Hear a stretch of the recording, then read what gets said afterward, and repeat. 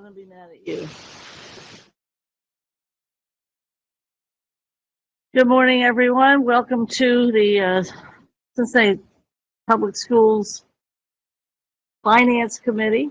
We have a special meeting today, frankly, to kind of get us caught up since our last meeting of a board meeting, which is May 20th, and a number of things have occurred, and a lot of work's been done by our administration and by many of our union leadership, and so we just wanted to kind of hit the ground running, and we're going to be reviewing the last presentation that the superintendent presented to us back on the 20th with some notes and some comments, and hopefully with some further discussion as well.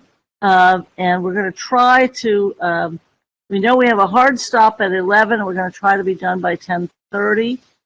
We are not having public statement today, largely because of the condensed time and this particular day, this holy day. And again, appreciate everybody's attendance. We'll go around the room so everybody knows who's here. And that would be great if we can start over there. Activities in the classroom. Jennifer Wagner, Treasurer and Chief Financial Officer for Cincinnati Public Schools. Doreen Moffitt, Board Member. Keith Holton, Board Member. Irene Wright, Superintendent.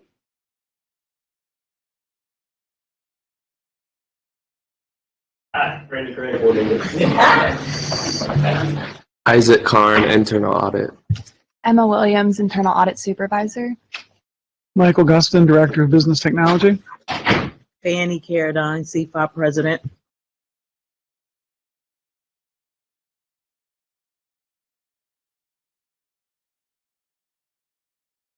And Julie.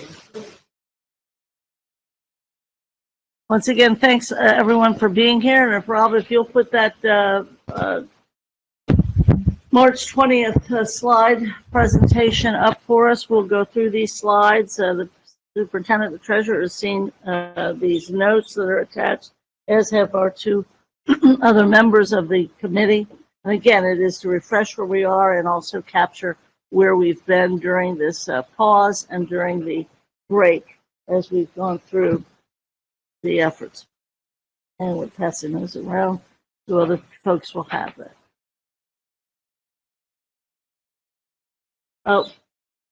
Our interest right now is to, as you can see, this is the slide for the March 20th.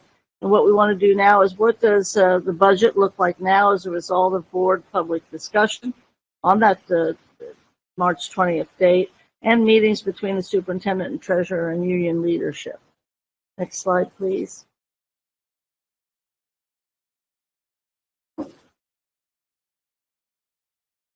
In this slide, this current year, FY23, we face teaching shortages that challenge the availability of first instruction. And by first instruction, it's sort of a way of addressing classroom instruction. And that's where we were this year, and we continue to be there this year. But it also is impacting how we move forward into FY24. Next one. During this year, the superintendent and the ELT addressed the challenge of those shortages and vacancies and kept the board informed on a weekly basis. And now we have a question. This is the first kind of new piece of information. We have a question as to how many vacancies exist on April 7th of this year. The superintendent or the treasurer have the answer to that? That would be great. I do. So the vacancies that we have right now, there are two different. We're looking at vacancies two different ways because we're closing out this year and opening up next school year. So after today, all of the updates that the board will receive will be about vacancies for the 23-24 school year. So currently the vacancies that we have, I have my number right here. Just give me one second just to pull it up. So there. Rush, but we won't rush out. All right, I appreciate it. My goodness. Can we come back to that one in 1 second? Give me time to fill it up. Okay, thank you. Kind of earmark that, folks. Everybody help me remember that. That would be great. My computer is just doing funny things. I can't log on. Not a problem. So, Rob, if we can go, we'll return to not that slide, but we'll return to that answer.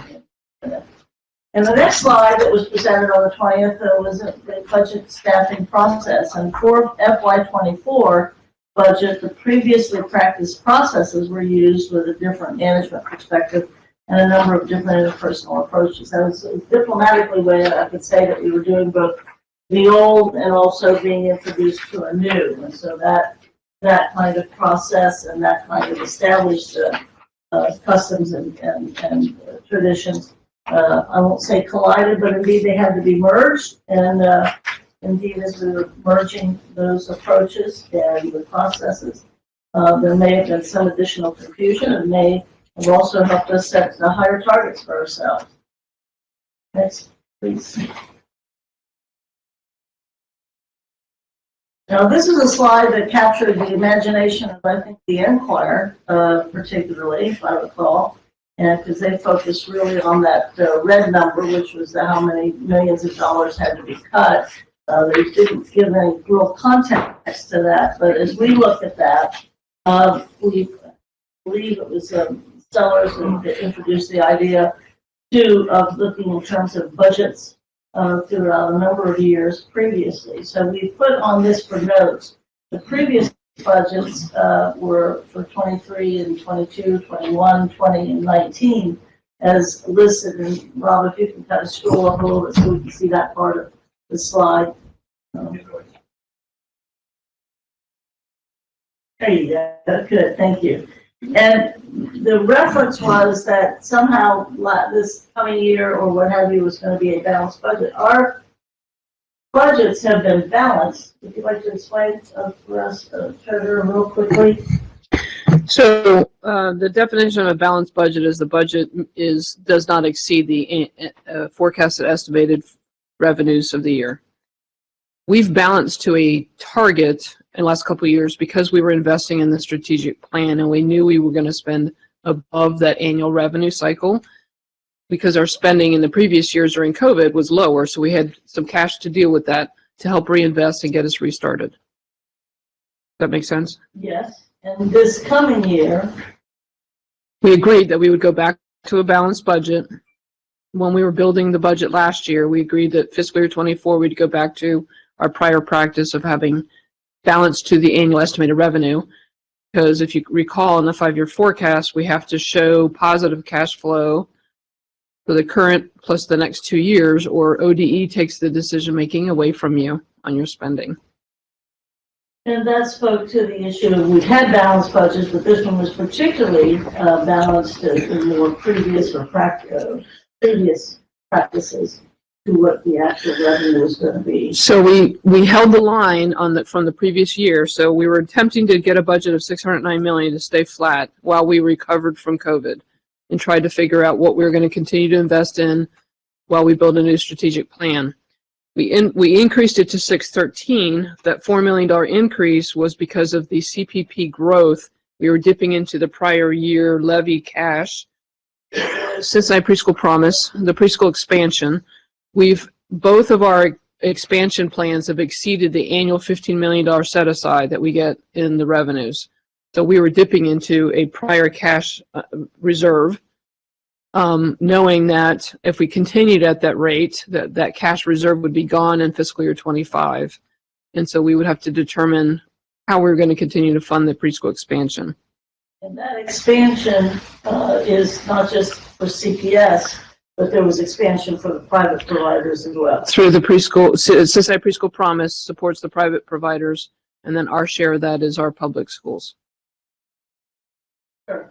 Just wanted to add the additional thought, and I know it was mentioned at the board meeting, but that also the funding from the states, also the way the state funded us changed as well in the pass-through dollars. Correct. So in the last state funding formula for the last 2 years, the tuition pass-through was eliminated. So prior to that, charter school vouchers, Ed Choice voucher, autism, Peterson scholarship students were all included in our enrollment counts and funded subject to our state share formula, and then they deducted the tuition off as an expense. Well, all that eliminated, so our revenues went down, but our expenses also went down, so therefore our budget went down. That's the dip in the budget from prior years. That's why that red 48 million is alarming, but it also, there are contributory factors that need to be explained. But it also may suggest that it's not as dire as we might think.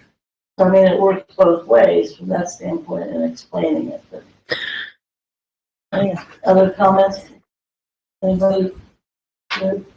Kevin, you good? I think the other thing that we have discussed is the number itself looks like a really large number.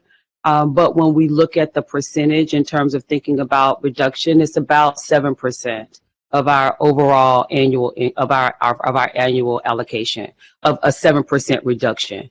And so I think that moving forward, that's one of the things that we can add in terms of that number. That number is what got a lot of attention. But when we think collectively about what that number represents, it really only represents about a 7 or 8% reduction collectively. Comments, members? Treasurer, Superintendent Sellers. One of the things that I heard that this tuition pass-through was the cause of this. Okay. I'm sorry. Thank you. Sellers doesn't usually need that. So. I don't need that. Look, I was a classroom teacher. I don't need a mic. So with the pass-through dollars of the tuition, and I understand that change because the money going to the vouchers goes directly to the vouchers. The money going to the charters goes directly to the charters. But it was still not a revenue that, I mean, we had a drop in revenue, but we also had a drop in expenses, which to me, we should have come out ahead with more dollars because this doesn't have the money going in and it doesn't have the money going out. So you're mixing budget versus cash balance. And so Our budget for will the reduce. cash balance, what do you have as the cash The balance? cash balance isn't on here. It's on the forecast. Because is that the same as the fund balance? Yes. Because I have the fund balance beginning of the year is 247 million. Where did you get that from? From the CAFA report from Okay. yours. You can't use the CAFA report because that's a partial accrual basis. You have to go based on the forecast, which is the cash balance of the general funds. You also probably looking at multiple funds instead of just the general fund. This CAFA is general. consolidates. This is general fund. Okay. It does not include the school-wide building program or the ARPA or the debt service or other government funding. So once again, the CAFA is built on a partial accrual basis, and the 5-year forecast is strictly a cash, and we operate on a cash basis. I thought we have, so does this include the encumbered funds from last year? Because this is the latest one from 2022. Is this something we can We'll talk discuss about it next later. Friday, Yeah. or is this an issue raised? Or So the issue is the more we underspend, the more cash we built up. So that's right. We got less revenue. In prior years, we got less revenue than we were paying out in tuition. That was the big argument with the funding formula is the charter schools and the community schools were taking the local share with them and not just the foundation formula. Just to use round numbers, we would get about $4,000 per child, but they were deducting off an average of $7,000 for every charter school student. So revenue was $4,000, expense was $7,000. So that was eating into our cash, right? So if you reverse that, yes, our cash balance grows up, but that has nothing to do with our budget size. The size of the budget means we're not expending that tuition expense anymore. so this is something to just look at further, if we can, if that's all right. That's okay. Good. No, just, I had the number. Oh, okay, yeah. Yeah. Give us that previous number. 264. Thank you. That's And the that's taking current year? That's current. That's current. That's taking into consideration where we were after first transfer round, which was all of the cleanup after the second transfer round. And so starting next week, the update that the board receives from me will be based on projections for 23-24. Great, thank you. You're welcome. Appreciate it. We'll make sure the board knows to be looking for that change. Also still on this slide, and I appreciate the dialogue, but obviously, we're talking here just general fund dollars. And so there are other dollars that impact the budget. And if the treasurer or superintendent of the treasurer, can you share the other kinds of dollars that make up this possible Yes. for FY '24? And we'll jot them down if you have. So there's a report in your handout. Right. It starts off with grant administration with fiscal year '24 projections. Now, all the projections aren't in yet, but we typically get about $70 million in state and federal grants outside of ESSER. Yeah, I'm sorry.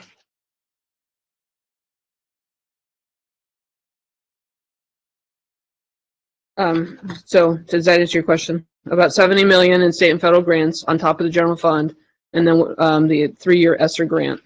And we're estimating that there's about $84 million at the end of this year to be allocated to next year. So there's 70, and that would include Title I, that includes. IDEA B, Okay. yep. Title IIA, Title IV, what else is on there? There's like 42 different grants, yeah. Yeah, Head Start, that's a chart I school like. psych intern, high schools at work, agricultural education, early childhood, McKinney-Vento. Shall I go on? No, those are- yeah, go ahead. Go for this moment, where we have somebody coming in, I like that one, that's the law. But no, so we have the general fund for the public, who's maybe watching the staff, maybe watching, but there's also these additional funds, and you just told us that there are maybe 70 million or so in state and federal funds that might be available. Is that with this particular year? That's well, we typically get 70 million. That's an average year after year. So the projections, the estimated projections for '24 are on here, but not everything is projected yet. So, because we're not always given information. So in this report, the total projection for '24 is a 48.8. It's the top line of the second page. So that's obviously less than the 70 million, but you can see that not all the numbers have been estimated yet. May I add, if I may also add here that I do think it's important for the public that is listening to the conversation. We also want to make sure that we understand that the 565, that's our base revenue, it's not just a matter of adding 565 plus $70 million. Correct. Because the $70 million, because of the types of grants they are, it's specialized for different things. So it's not just a matter of us saying we can take 565, add 70 million to it, and we are back at the 635. That money is specifically earmarked based on the federal government requirements. Right, they call them restricted funds. So they're restricted to the purpose of the grant. I think that's important to add. The whole idea of discretion begins to be very important regarding the budget. If it's already determined how you have to spend it, you've already been told by others, be they in Washington or Columbus or wherever. I think that's important to add. And then Esther, you're suggesting that we have. We're estimating after this year that there'll be about $85 million left out of that 3-year grant for the next school year, and then it ends, right? That's this the last year, June 30, 2024, all monies have to be encumbered. They have to be paid out by September 30, or you give the money back. So those are the funds that also have available. The other item on this that I think I've heard from board discussion and interest, everything is really, I shouldn't say everything, so much is based upon student enrollment projections, and that's what they are, a projection. I think that there was a sense that we had to have maybe a greater explanation or a little bit more confidence in the student enrollment, because it was showing flat from this year to next, and then we didn't have a projection into 25. So I didn't know if either the superintendent or the treasurer would like to talk. I know we usually hit it within 90% or something, or more. On the target, but again, we're basing it on, I think as Dr. Moffitt mentioned, we're basing it on COVID years and pre-COVID years and post-COVID years, so some of that baseline that you have for the projection may not make much sense. But Student enrollment at the core of all budgeting. Yeah, so we use student projections to build a budget, and that's based off of a 3-year history. In the last 3 years has been a very odd history for us. Our enrollment is rebounding. It's just not rebounding as fast as we thought it would when we were building last year's budget. So, but it is improving. Not all grades have rebounded as fast as the other. Like the K3s are coming back faster than the 4-6s. So it's hard to predict what the accurate forecast is going to be. Now, having said that, recruiting a bunch of children back to the district is great, and we welcome them, we love them, but the funding doesn't follow as cleanly as you think it does, because remember, we are at a 41% state share. So we're only getting, for every child we get, we're only getting 41 cents on the dollar of the state funding formula. Property taxes do not grow with enrollment. So for every new child, that property tax dollars get spread thinner amongst those children that are there.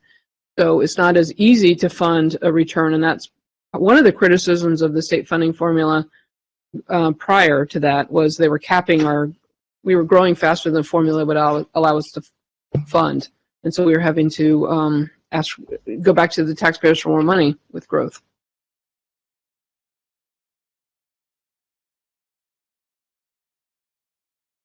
Okay, cool. I'm gonna have questions. I know that. That's good. That's good. I'll make just one thought on that as well. Is I think this is again part of the reason that it is so important for us to have the larger discussion around how the state funds education, because the reality is it is wonderful and great for us to bring students in and be able to get them better education in our schools than they would get in some of these other places.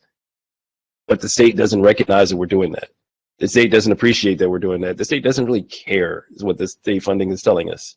And so if we continue to be considered a wealthy district because our property values go up, but we are not getting any additional wealth out of that, so we're not getting additional revenue out of that, we're not getting additional funds from the state, what will happen is that we'll have more students with less resources per student to do the work that we need to do for them. So it's going to create even more difficulty as we look at ESSER leaving and other funds changing. So other challenges in the state funding formula is that, number one, it's not fully funded, right? They're phasing the full funding in. Two, the cost factors are based from 2 years ago, and there's average salaries and costs across the state. So if you have to pay your teachers more because you're coming into an urban environment, you're losing money because they're using a state average.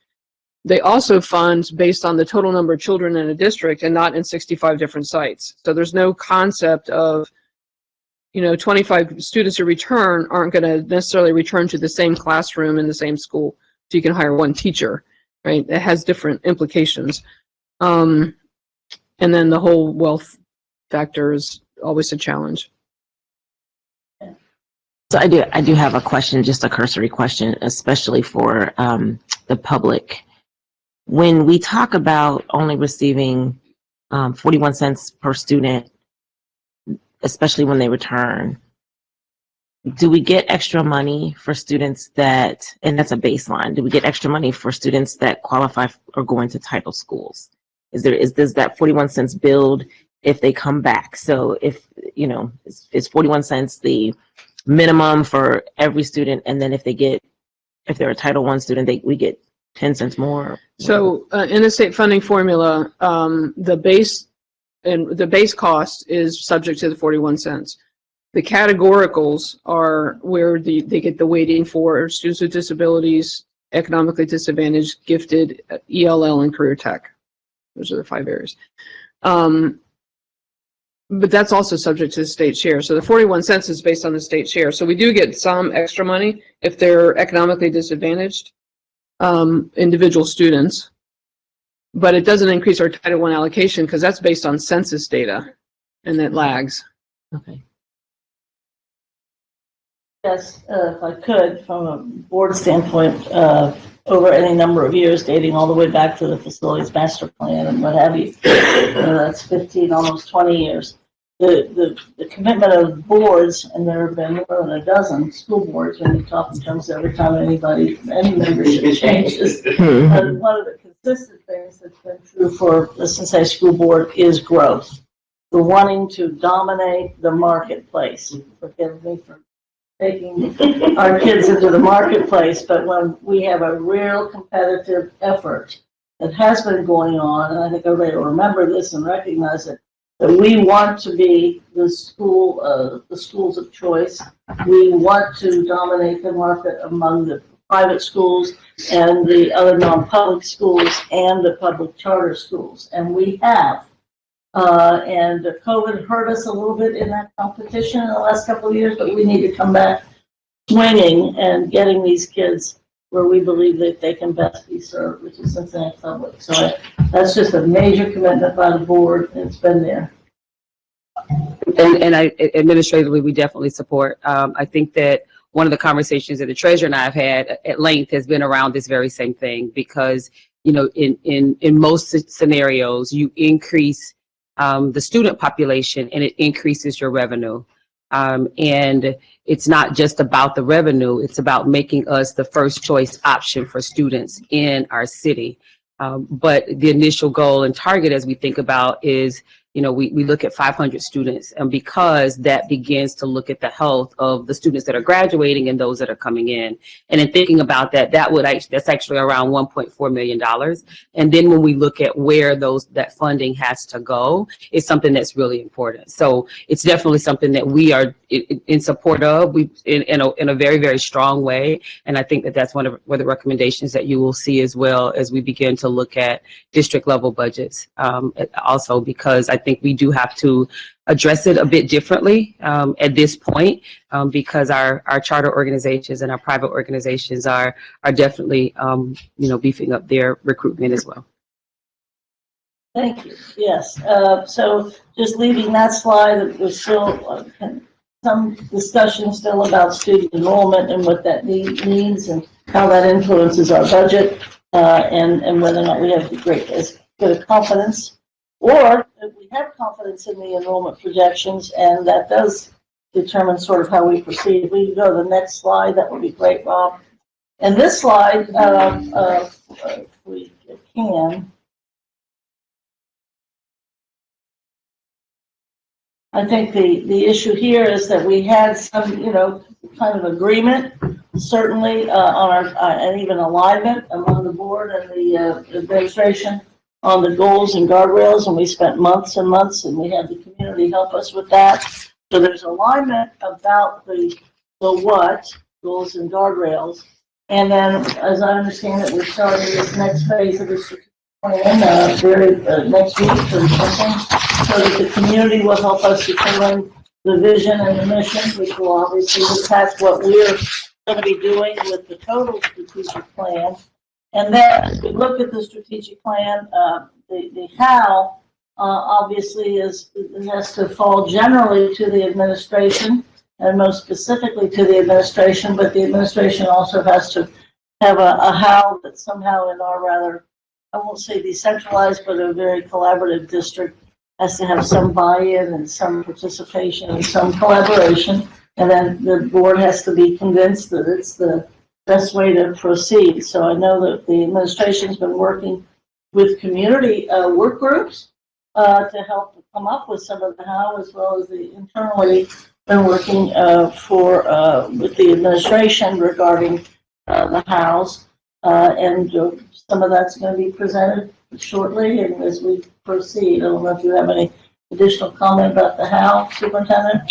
I can. We have about 50 individuals across, including both internal staff and community partners that have been involved in the initial stage of talking through bringing to life the goals and guardrails, because that's the portion that the administration had been charged with doing in terms of strategies. The next step, we're spending initially next week as a week of an opportunity for feedback, and that's across the board. And so the intent would be to share with the board today what that preliminary strategic plan would look like in terms of the goals and guardrails, and what will be shared on the website for the community to be involved in the sessions. All of those particular sessions will be virtual, and there will be an opportunity to do a survey that goes along with those so that we capture all of the input. But I do believe, based on everything that we've heard at this point, and the conversations that we've had with the board, and the conversations that have happened from the community, that it is something that collectively we will be able to be proud of. And so we've had involvement across the board with it. There's still more to be done, a wider community outreach and board participation. We have a third party coming in to help us facilitate that, both with the board and with the community, for particularly the vision and the mission. I don't know if any members want to speak. Do I look like I want to speak? I'm ready, like on the bit to speak. I'm sitting on the edge of my seat. So we had a very lengthy conversation just a few moments ago about school funding, and it was super important but depressing a little bit because it's like we don't have enough money. But it has been my experience, and definitely correct me if I'm wrong, but that having sat on the previous strategic plan as well, some of that deficit that we are experiencing was supplemented by our partnerships and our community relationships. And so I want to be really clear that my experience, which has definitely shaped my expectation and changed, correct me if I'm wrong, is that some of our revenue or in kind is being supplemented or can be supplemented by relationships with partners. I see cricket. So what I mean is like, yes to that. okay. The best example I can think of is ABC Foundation, or more particularly even the school-based health centers. These are things that we could not possibly afford Correct. to provide for our students, and they just have to be complementary and supplementary to what we do and have to fit within. Yes, we are one of the luckiest of the urban districts in the country to have the support and the partnership. Long-term ones, I think, very much so. So I just want to ensure and say publicly that I really want our strategic plan to include those partners that are specifically currently at our table, but then also the ones that could be, because we get a significant investment in some manner from those partnerships. So whether that be a real dollar value or an investment dollar value, it's still there. So I just I wanted to say that our strategic plan has historically been really significant because the community involvement has supplemented a lot of what we were unable to do because of the funding formula, et cetera, et cetera. Kind of keeping a list of things we want to follow up on. Certainly we want to be able to tell the Alma folks that are coming in that we want to make sure they're inclusive of those sorts of partners and stakeholders. And I think also this is just one individual board member, I have an interest in including the folks that sat through the first focus groups that we had extensively for the guardrails and goals, just because they showed a lot of faith in us to show up at something we weren't even quite sure what we were doing. So I think if we can make sure that staff is sort of aware of that interest, I'd like to communicate that to Alma as well. Treasurer? So at the risk of making a very unpopular statement, I will say that we be careful between the discussion between a partnership and a vendor. Yes. And because the vendor will have a vested interest in directing you into a direction the district may not want to go. So just be aware and cognizant of that pressure. I appreciate that comment, and I'm a big believer about that as well. So yes. I am too, but I also feel like, and I'm with you with regard to the direction and their potential involvement in that, but they also have useful data in interacting with our families and our staff and our students that we need moving forward, whether that includes them or not. We need that. And so I also want to make sure that and ask the superintendent, with regard to your sessions, are we having invitations like ABC? Are they invited, all of our unions, or is everyone included at the table? Because having participated in the previous strategic plan committee, we had like 30 community and very minimal staff, but we had a large variety of community partners invited to the table. So I just want to make sure that they're invited. Yes, so in terms of the building of the goals and guardrails portion of the strategic plan, as I shared with the board prior to us starting that process, that we would be looking at those that had just a sampling of individuals that could provide support and area of expertise in the initial kind of groundwork, foundational work. We worked in partnership specifically with with CAS and CFT, just because those areas were germane to the academics and the academic pieces that we're looking at. As we move forward, all of the sessions are completely open to everyone. We want feedback from everyone across the board. As I shared when we spoke about this earlier, or when I sent the response earlier, the goal is to get feedback from all of the partners, the vendors, and everyone else that's willing to give feedback, because at the end, it's not my plan. It's the plan that we work together and that we agree on as an overall organization. And so we are going to do a separate invite as a follow-up to the question that came about with some of the additional partners that were referenced, just so that they know that they have a special invitation to provide feedback, to give additional information that they would find useful and beneficial. I think that what would be important is we make sure that President Lindy, in dealing with the Alma folks, are aware of our interest as to who else needs to be invited or participate. So maybe we can even do that at the board meeting on Monday. Sure. You know, the board matters or update or whatever. I just want to go on record, you know, having something that's offered is different than inviting you to the table and making sure that your voice is represented. So I just want to, that's my whole engagement spiel. I'm just big on that, you know, if we throw out a blanket invitation that everybody gets, that's different than saying, hey, your voice matters, you matter, and what you bring to the table matters. And so we want you there, not just, it's a general session. I just have to say that I gave you a very extensive list.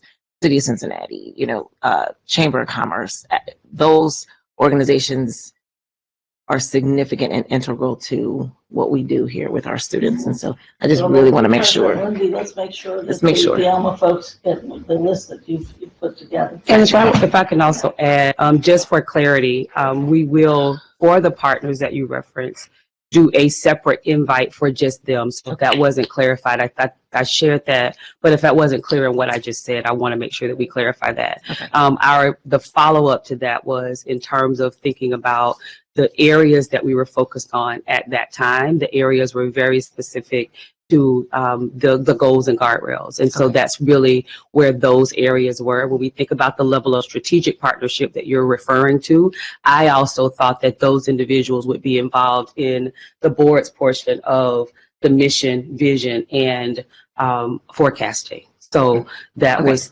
just the thought process behind it. And there were some of those partners that you also referenced, at least two of them that were invited. There was a separate invitation that went to about 50 partners that were invited, and either sent a representative or came to the first and haven't been able to attend the others. So we hear the conversation around collaboration and the partnerships, and are working to be responsive to that. Thank you. I just want to also, since we are talking about the budget as well, I want to make sure that we're referencing the fact that the strategic plan also has to be within our budget, and which is not something we have done in past strategic plans. And so while we can talk about want to do a million great things and put a bunch of stuff down on a piece of paper that sounds really great and wonderful, if we can't fund it and can't do it, it won't get done. And so I think that is one of the things that we are trying to do differently this year with the strategic plan, is actually recognizing that, say we're going to build, you know, we're going to revamp 10 new schools and we have no money to do it. Sounds great, wonderful, looks really positive, community will love it. It doesn't get done, nobody's gonna be happy. And so I think that's the other part of the incorporating the folks who are paying attention to that and can tell us what can be done, is all part of that collaborative exercise, right? So we want great ideas, we want great things to come in, we want a lot of communication. And then from that, we have to get to the, but how do those things get done? Conversation that I think is part of what's, Committee Chair Boone it was very adamant about when we talked about this all throughout last year as well, is that we had things in our strategic plan from the last time around that we just never got done. And it looked great, sounded great, But yeah, I think that's a point well taken, and I think the treasurer can give you the $5 that she's now promised you for mentioning that. Well, that's why we have partners, because if we can't fund it, then they maybe can. And so that's why you bring them to the table in the beginning. Well, we have to find the juice where we can find the juice, and we've got to be able to finance the strategic plan for sure. We'll go to the next slide if we could. The next slide, I think we have some agreement. We also have some questions. That's the 4 points of proposals: being responsive to identified areas. Superintendent presented 4 areas: sustainable staffing, high school transformation, high quality instruction, and focused resources. I think the board, at least from my understanding and listening, is the board was interested in having a budget that for FY24 that was a foundation for the future, which seems to be what the superintendent and the treasurer are committed to as well. I think there is some question on this slide for us as to what do we really mean by sustainable staffing. The high school transformation, we've gone through some discussion, and that will show up later in the presentation as to maybe where we might be reaching some sort of agreement on the high school transformation piece. And quality instruction, wanted to know if we're talking in terms of classroom or what have you, and then focus resources. So, but my big interest, if I can take the floor on this one, I want to know how we are defining sustainable staffing. What does that actually mean? That we can keep staffing, that we can get more staffing, that we have enough staffing? What does sustainable staffing mean? So initially, when we think about sustainable staffing, it is staffing to the budget that we have. So staffing to the formula and beginning to transition out of the ESSER funding, so that we are prepared as we are moving away from ESSER. We know that we have some discussions for this year and some things that we're looking to pilot in that last year to try to get us foundationally where we need to be. But ultimately in this area, as we define under sustainable staffing, is staffing to the formula. Now, there's discussion around where we go next in terms of the formula, but as a basis, it's making sure that we are staffing to the funding that we have available, and not using the additional funding that we know is going to go away, so that after that quote unquote cliff happens, we're not then looking at major layoffs in the organization. And everybody's been working toward that for a number of years. We appreciate it because we do know some of our compatriots around the state have not been doing that. So we appreciate the administration's work in trying to keep us from falling over the cliff in the next 12 months. That's my answer that I needed. Is a question, Mr. Craig? Just to follow on to your question there, because I think it actually is a good one, is to, the reality is that every year we have shortfalls in some positions in which we're not able to fill, and so we're trying to backfill it with other things and that kind of deal. And I think that, we looked at that with teachers, right? Because there's a shortage around the country, and for folks entering the teaching profession or folks staying in the teaching profession.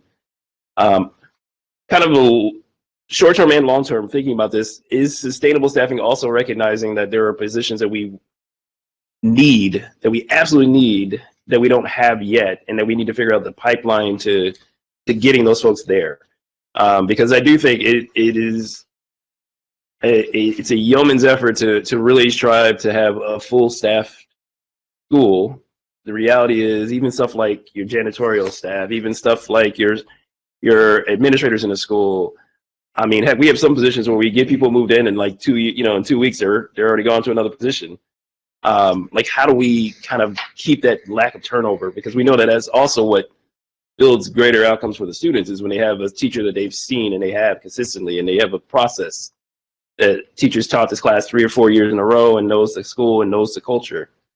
So, like, are we thinking about that part also with sustainable? Absolutely. I think this forms the foundation of what that looks like in terms of thinking about the actual funding of the roles. But as we talk more about and even begin to look at, recommendations through the strategic plan, the focus is to work to get to 100% staffing. And 100% staffing looks like fully staffed. And so we're looking at pipeline programs right now and how we're able, we haven't yet breach the conversation about additional incentives because we have, that's a challenge right now, and it becomes a one-time challenge, but it's something that we have to look at as well, because what we are finding is already we're seeing that there are different areas across that are even in the region that have been able to do some things differently in terms of that one-time support.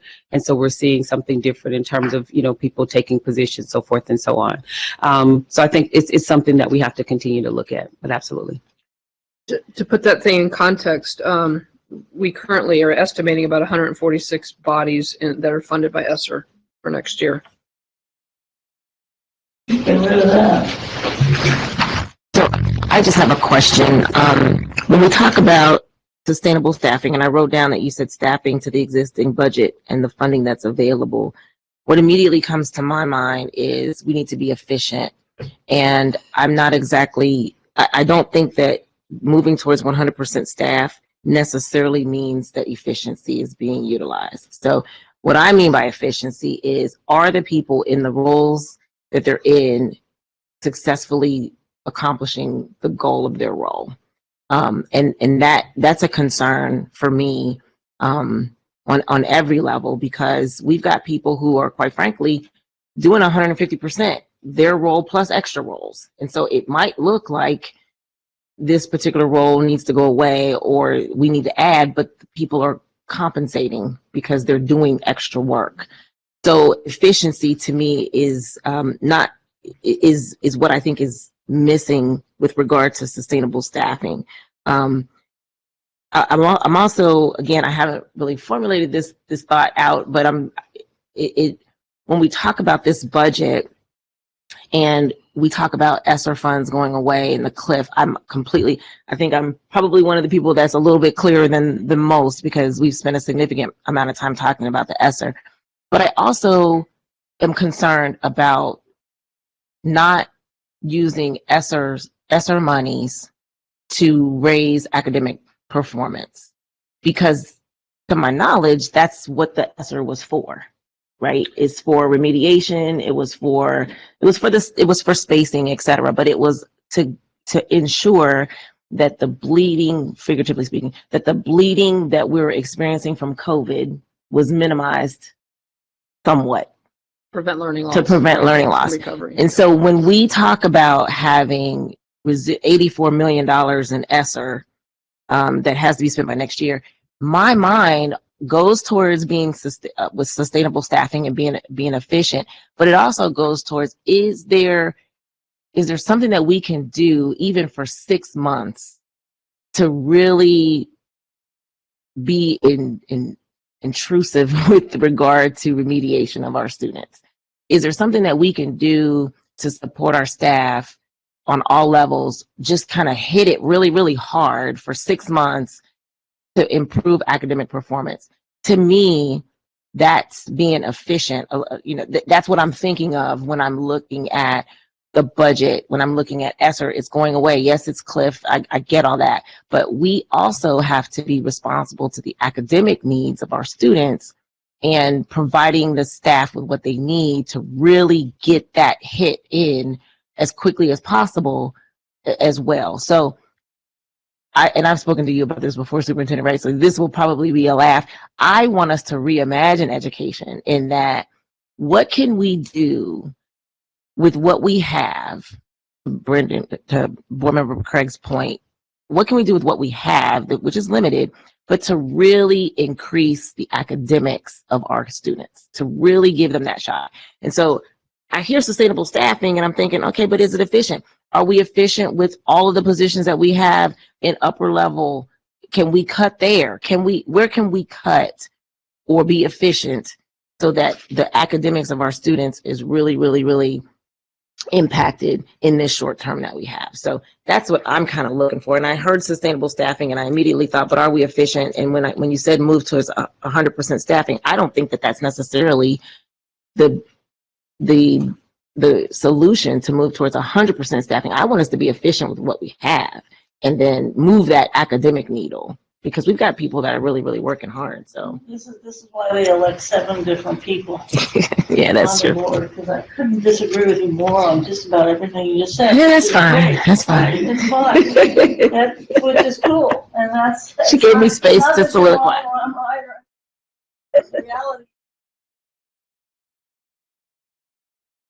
It's a little late on learning loss, and we have spent millions on learning loss.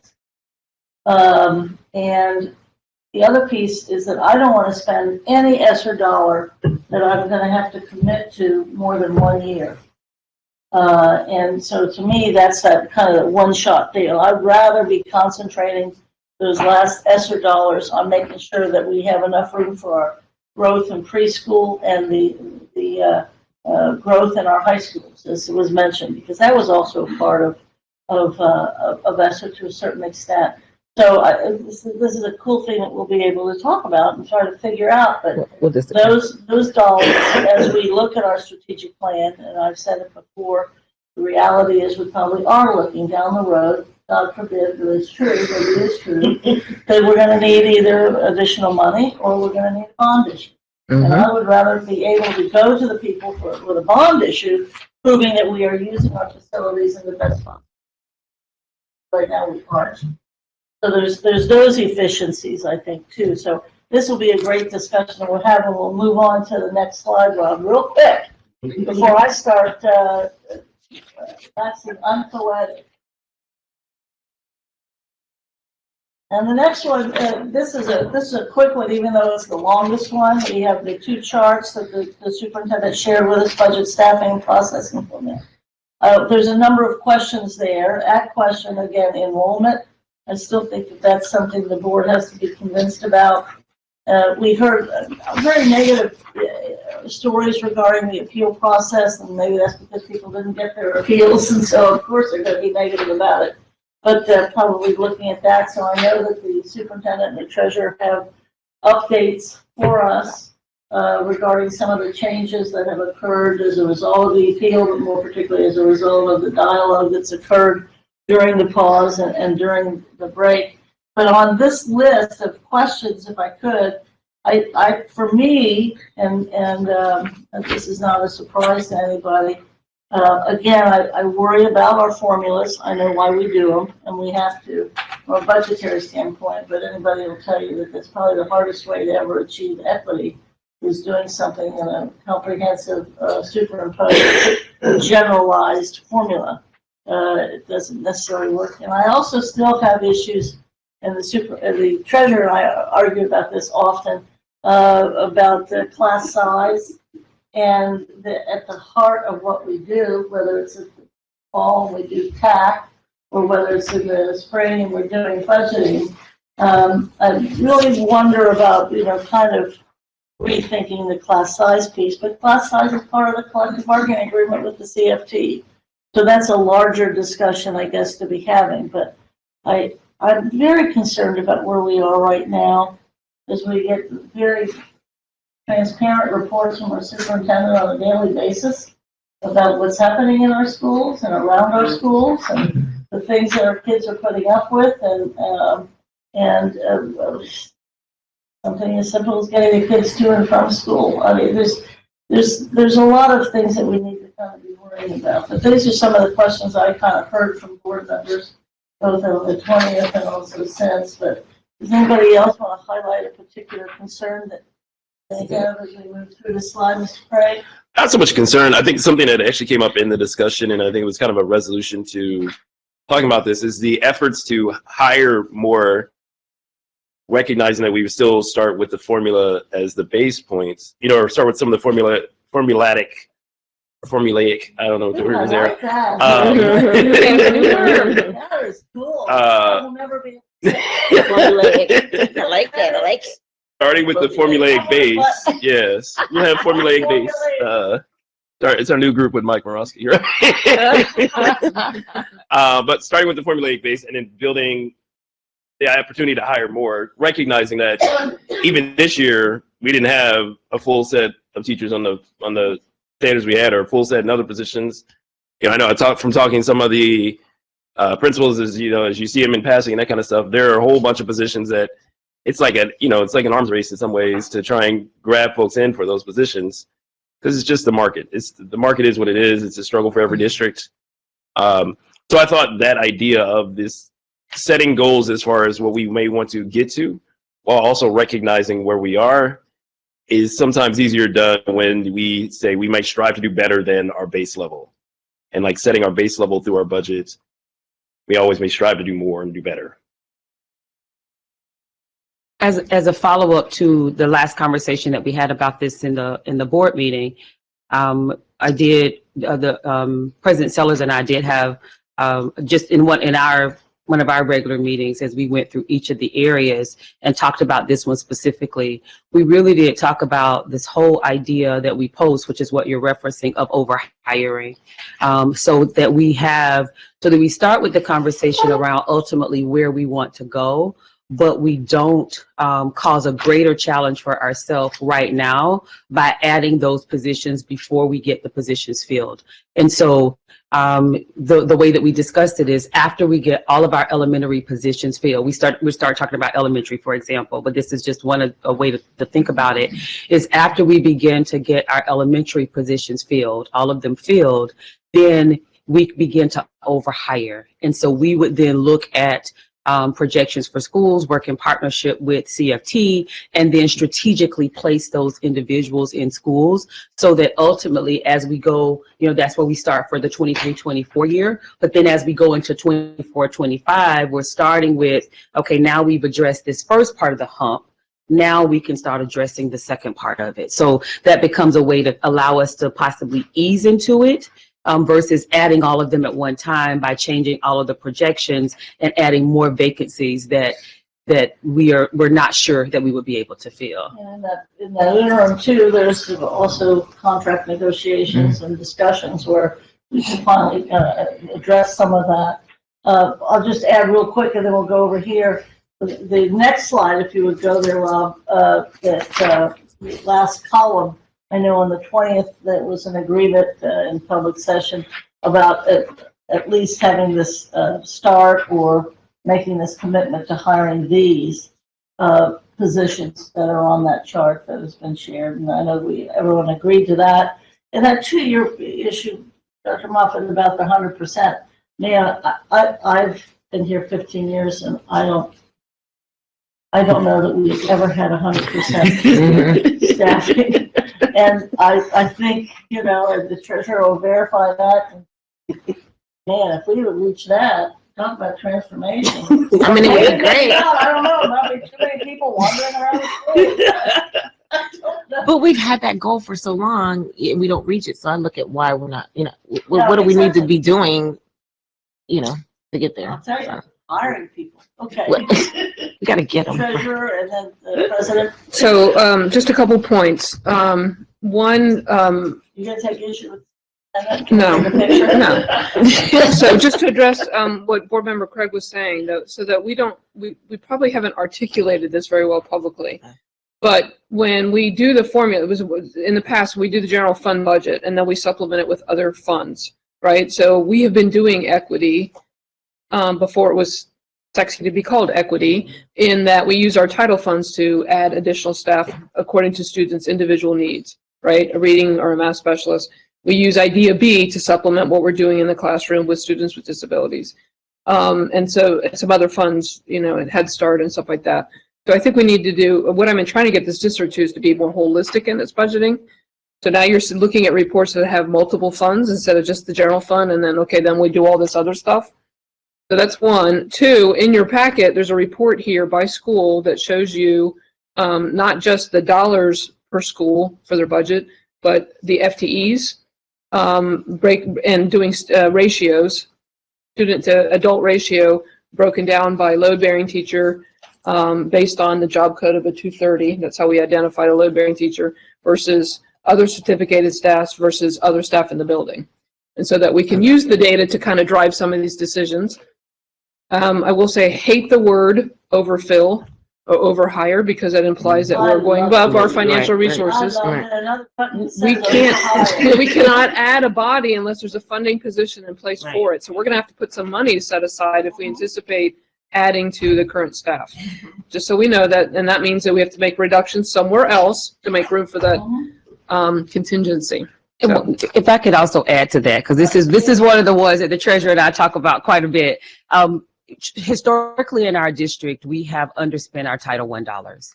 And so when we think about the schools that initially need, and is that I'm making a correct, accurate statement. We, as a district, we have historically underspent Title I funds. So they're allocated, but at the end of the day, they're not spent. And then if you don't spend them by a certain time, you lose a percentage of them. So we've also lost money because we've not spent them. So to 2 points that we're referencing right now is when we look back at the schools that traditionally would start with a need to overhire, those schools are also Title I schools when we look at that. So initially, and this is going to be a can we say great allocate instead of hire. allocate. This is going to be a great problem to have when we get here. Yes, this is going to be a great problem to have when we get here. But when we get here, that doesn't make me feel good. But when we get here, because those schools, as we've looked at the list of schools that we would be talking about over allocating first, those over hiring, those schools are also Title I schools. So it gives us some opportunity to still stagger our way into it versus giving the treasurer a heart attack about it. So that would be the one piece that I would like to add there. Also to Dr. Moffitt's earlier question, as we think about that as well in terms of funding, one of the things that research does show is that the best way to get immediate responses for students is by improving the core, and that's Tier 1 instruction.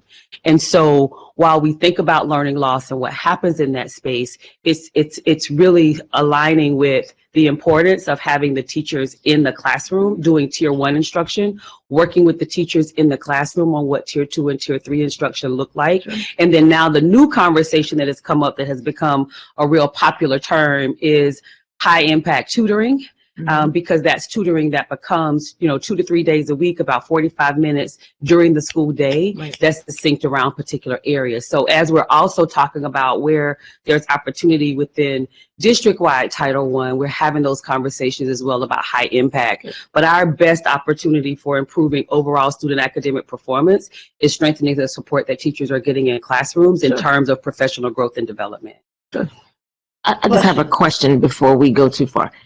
Now, I heard you say we have underspent historically Title I money and that we lose it if it's not. No, we don't lose it. We're allowed to carry over. Typically around, it depends on the grant. Some allow carryover, some don't.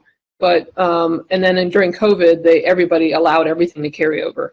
But there are times when you underspend more than your percent of allowable, they take the money back. And so I'm going to say this like I said this to the superintendent. Can you explain this to me like I'm two? So Title I money is for what? Disadvantaged students. And how many Title I schools do we have? Something okay, like well, that's an easy fix. All of them except for 8. So we can I ask, why are we not spending all of our Title I money on our schools? What would be the reason that we are underspending there? Well, it's not just Title I. We underspend our general fund every year too, because they're afraid to spend too much money in the first half of the year. They try to reserve it for the second half, and then we run out of time. And eventually, we develop budgets based on projects and plans and all these wonderful things we want to do, but it's more than we can accomplish in a year. It's almost like you overfill your plate, you can't accomplish it all, so we end up leaving money on the table at the end of the year. And traditionally, at least in recent past pre-COVID, we had a savings about $9 million in salary due to vacancies. This year we estimated about 18, it was double 18 because we had such a huge vacancy rate. So there's a lot of reasons. That's why the grants team has started doing those percent spend goals and meeting with budget managers so they stay on top of the spend. If they start lagging behind, then they try to challenge their thinking to get it done. So it's getting better. Yeah, well, it just sounds to me immediately just from this cursory discussion, we need, and you mentioned it, we need more transparency and conversation around proper budget spending or just budget spending at the school level, because it does something to my mind that we are underspending at schools that have a need. That does not make sense to me. And because now the only, and I want to also say, I love your chart. You gave me what I was looking for, except for the academic piece, which I know is not you. You said that before. Because by school, especially with regard to what you just said, I'm looking at, okay, if I see the finances per school, I want to look at the academics of that school. And then I didn't even think about it with regard to underspending Title I money, because now it's super significant. You know, is this school need more education on how to be more efficient with their money? Because maybe they could have more services. I don't know. And that's a longer conversation in my head. But when you said that we have historically underspent Title I money, and we lose a percentage of it if it's not spent at a certain period of time, that bothers me. That's a danger when you have a distributed financial management process. In the past, the state and federal grants were kind of like owned by that particular program manager, not necessarily a holistic view of these are the district needs and district priorities on how to spend this money. Sure. And so now we're shifting a little bit more because our resources are shrinking. We have to, and we're focusing on a return on investment conversations. We're having to have broader conversations about where that money is spent. But prior to current administration, there was a lot of resistance to having that collaborative conversation about all those state and federal grants. Did you hear that? But it does sound like we need to do some more education and to be more transparent. Yes, and accountability. Accountability, education, transparency, all of that sound like things that we can control so that people get the information that they need. I think we're in a better position of controlling it since we don't have pooling. I think pooling definitely helps, but I think that the schools need more. It sounds to me. There's unintended consequences to everything we do, but sure, yes. And that was one of the unintended consequences, although I will report that board member Flannery, 13 years ago. Oh my gosh. Told us Uh-oh. that we couldn't watch the Title I money the way we were going to be pooling. Idea B was his biggest concern was Idea B, and we pulled that out Yes, early. And but I wanted to go there with that. Recognizing that was pulled, which made perfect sense. So there's reasons for it, and now we know. So we're going to hire 100%, and we're going to be watching the Title I dollars. And we're going to be openly communicating this transparently. But the other piece I'd like to say about the Title I thing is that our schools raise the issues about Title I to the point that the superintendent raised several weeks ago. She met in the school district where there was this discussion about Title I, and indeed we've The qualification of Title I, yes. They raised the issue and on the financial town halls about Title I. Title I dollars follow students, or is it just a matter of schools? So this has been one of the bigger discussions that's taken place over this budget effort. And if we move on to the next slide, yes, ma'am. I had a couple of questions. Yes, ma'am. She did. I interrupted. Okay. One is, one of my concerns was if we do this overhire process, what I can already predict is going to happen when we say we have to start hiring more, and especially in the fall when there's no one to be there. How are they going to be in the budget for next year? Because the first thing I'm going to hear is they are not budgeted, we can't hire them. And then the number of vacancies per school, if there was an $18 million savings, which I think it was higher than that because we had so many vacancies with the substitutes, and paras were filling in at those low rates. So those savings were greater than what this 18 million is.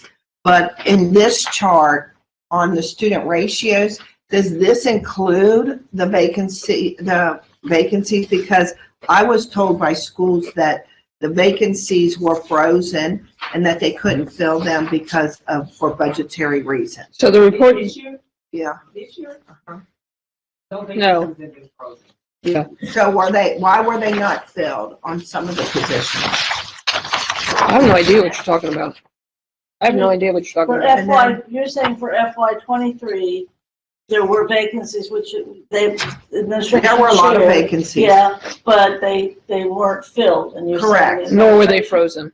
But they might not have officially been frozen, and I know in the past we have frozen, but they were told that they couldn't hire. There were schools who were told they couldn't hire. This is my first time hearing this. So if you will please share it, we have been working on hiring throughout the year, intensely. So if there are school, I don't know, what positions those would be, because we have definitely worked to fill all of the vacancies. So if you could give any specificity around that, we can do some follow-up. There wouldn't be a reason for us to share that we don't want the vacancies filled, none at all. So, and to clarify, the report that's in front of you is next year's budgeted positions, whether they're filled or not. So it's just, that's the number of budgeted positions that are in the budget. But so this would include vacancies, like, Yes. so this year, there were 239 vacancies, correct? That's what was on this chart, 239 vacancies. Well, right now we have. At that time, yeah. So 264. So that means that our schools are understaffed by 264 people. Maybe, maybe not, but there's that many vacancies. So, and then to address the $18 million thing, so the $18 million savings was budgeted this year as a vacancy rate in the general fund. Don't forget there's all those other funds, and most of the super subs are funded by ESSER, so I wasn't addressing anything that was in ESSER. But we didn't have enough super subs, but we also didn't have enough daily subs. And so there was nobody picking it up, so there were schools who did not have enough coverage for even long-term illnesses and long-term. So there is a problem about funding positions and getting some of that funding through to make sure that we have enough. Okay, can we put that on the list? Mm-hmm. Okay. Well, I'm gonna just shoot that. Hold on. I would just like a little more, like if I would like a little more information on what we mean, Okay. because I think, that list. yeah, because I think in terms of vacancies, the issue with vacancies has been bodies to fill the vacancies. So Properly licensed unfortunately, bodies, yes. licensed by, and it, well, it's not, when I'm thinking of vacancies, I'm thinking across the board, not just teachers. So there are some positions that don't require a license. So I'm thinking across the board, the issue with vacancies has been the people to fill the position. Unfortunately, at the end of it all, if the positions are not filled, then some of that money does go back in terms of being able to look at what's next. And I think that that's a part of what your question or concern is. But there has not been a freezing on positions. So if there is additional information that you may have that has not been shared with the administration, that would be beneficial so that we can find out where that messaging is coming from. Because I can say to you that it has not come from my office. It has not come from the treasurer's office. Our focus has been trying to make sure that we are filling positions across the board. We want the positions filled. Again, that's a great problem to have all of our vacancies filled. So that's something that's really been an express focus for us. So that 265 vacancies, that's teacher vacancies. Correct, because today that was just teacher vacancies. Oh, Teacher. That's just, that was just teachers. I thought that was across the board. No, There's because a bunch of para because I vacancies, think the question that was asked was about reference to teachers. So I will have to pull that. Can we do that for next Friday? We can, and in the report that I send to the board weekly, both of those numbers are included in there. As a matter of fact, there's a breakdown for each of the areas. So it's teachers, it's security, it's custodians, all of that's in that one document. So when we roll over to next week, the document that you will receive that I send weekly will include all of those areas, just like the one you receive now. So, and let me just set an expectation, because we estimated in this budget, we've used a negative 18 million to balance the budget for the current year. So whatever vacancy rate savings we have goes to cover that 18 million.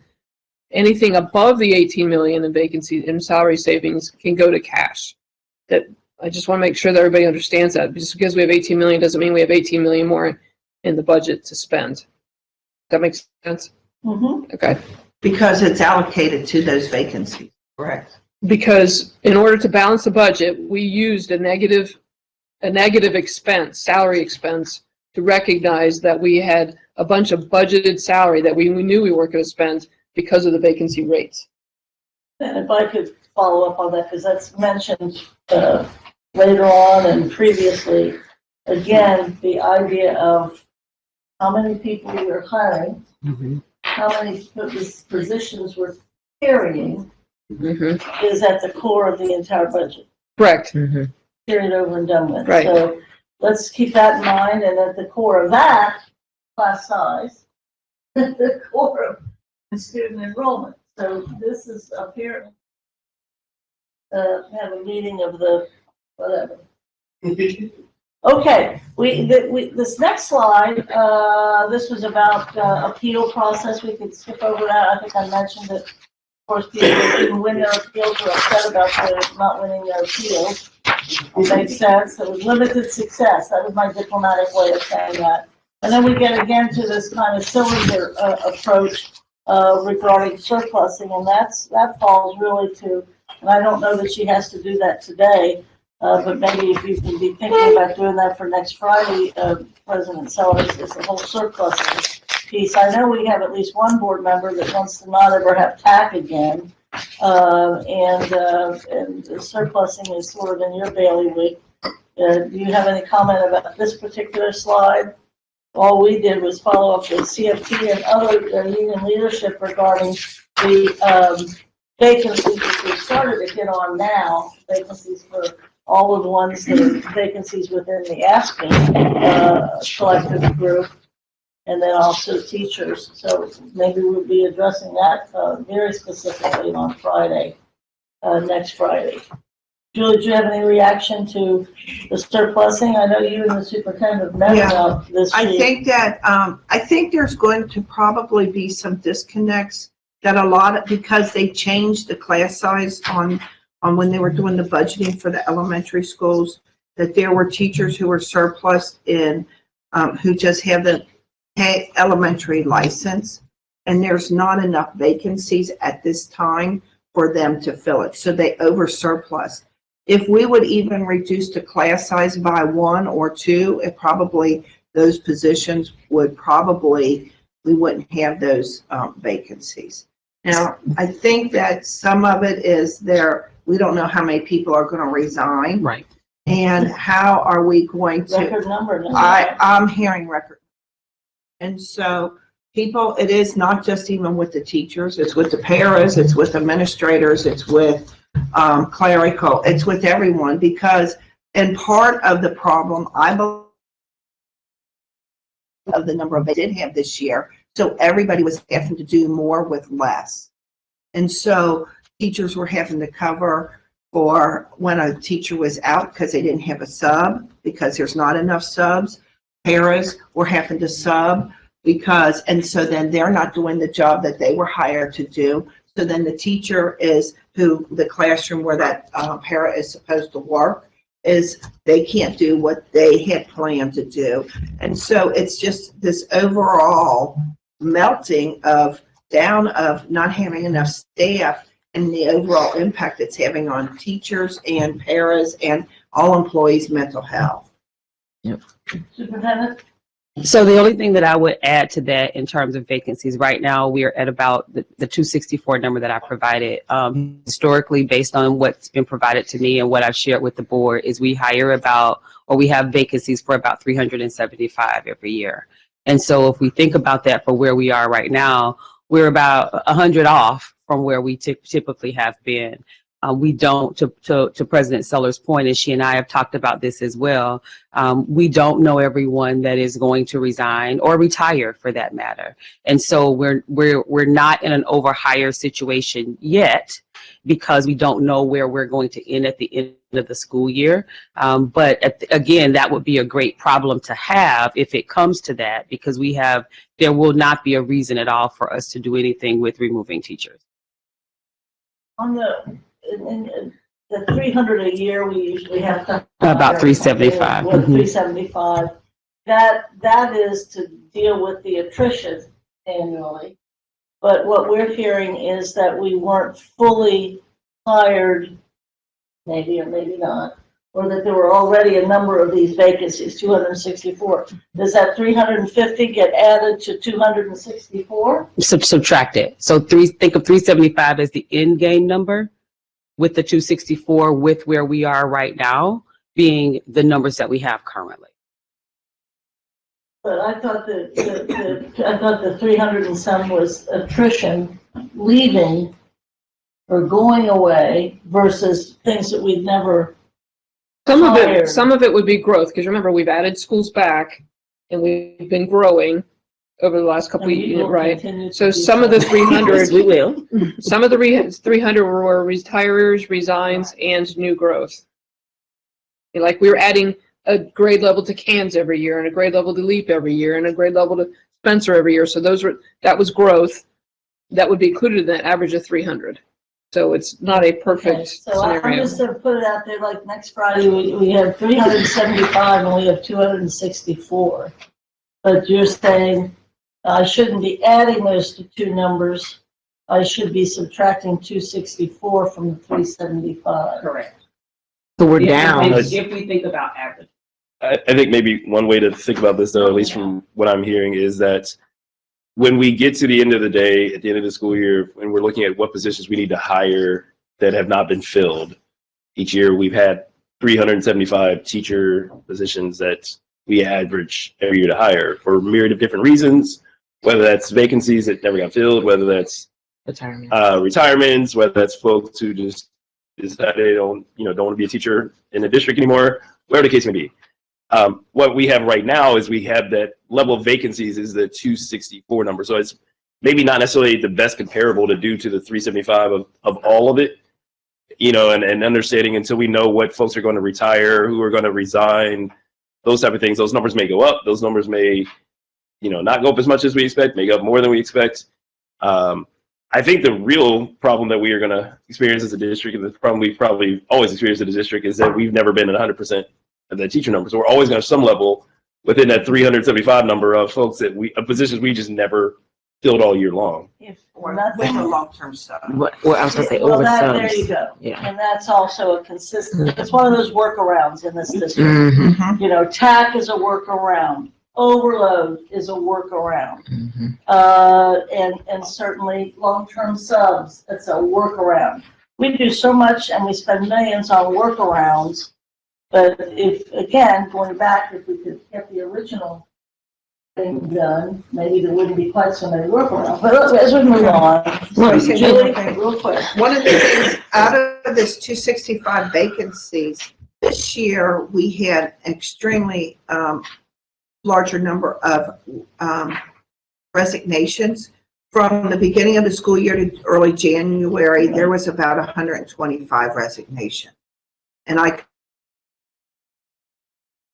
got those numbers just on the number of resignations going through the board. The paras have, every time, they have tons of So what's the comparative year-over-year we comparison? have not had teacher resignations during the school year like we've seen. But what's the data? I don't have data. I can't run that data. So, I can only so go before back you to make the those school kinds of board. claims, you need to do the year comparison, see if it's a trend up or Can not. you do a year comparison? I know I've asked for it a couple of times. Okay, So- so we're interested in resignations. But I also think it's fair. We got to interject that this is COVID, so it's not indicative of a normal year to me. I think it's so unfair to say, well, historically, over the past 3 years, that those are COVID years. You can't, you have to compare, to me, apples to apples. We're not all just talking about fruit. We're talking about apples to apples. And so I think if this is a normal year post-COVID, we need to look at what a normal year looked like. And we cannot go back to That's my last year point. or 2 years That's ago, my exact point. just from a data standpoint. The data head has spoken. So that, yeah, must be everything. Mhm. Enrollment and All of it, stuff. all of it. That's fine. Is it? That's fine. You good? I'm good. Okay. So we'll have that information next year. I mean, we got some, but That's it some also good stuff. goes back to, and I was just going to say, we got to be transparent. We got to communicate. I think a big part of all these problems are that people don't know. I will testify after 50 years of doing this, I'd say 15 years, 50 years. Right now, this is about as transparent as any school district is ever going to be. I'm telling you, this is what's happening. And we're doing it with the public, and we're going to do it more and more and more. That's great. So I appreciate the administration union leadership being here and the board being willing to have an additional couple of meetings. But as we get ready to move on to the next slide, Julie. I was just gonna say, you started doing this when you were 1. Like, that's crazy. Oh, he must be hired. Makes her feel good. How much did you pay her for that? Did you pay him for that?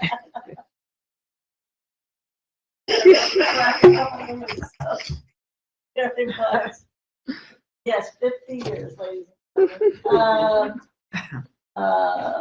Okay, strategic. So, Julie, do you have any comment about where we were or the talks that you and the superintendent had? Or you two? I think that we identified the number of surplus teachers. I think that, I don't know where we are in the hiring of each of these positions. But you guys have talked about all Yes, this. we have talked about this. That's and, right. And I do know that we are looking at to make sure that we maintain, I know that the PAM at the correct level. Yeah, That's been corrected, I think, and but my concern is that we're going to have the budgeting for all of this, and even with the over hires. Okay. The next slide, if you'll move to that, Rob, we kind of already hit the Title I, which again, as finance chair, I've been so happy that this has been an issue that's been discussed. And it emanated not just from the administration and the superintendent and the treasurer, but it emanated also from the schools, emanated from the LSDMCs, or it emanated from the various principals.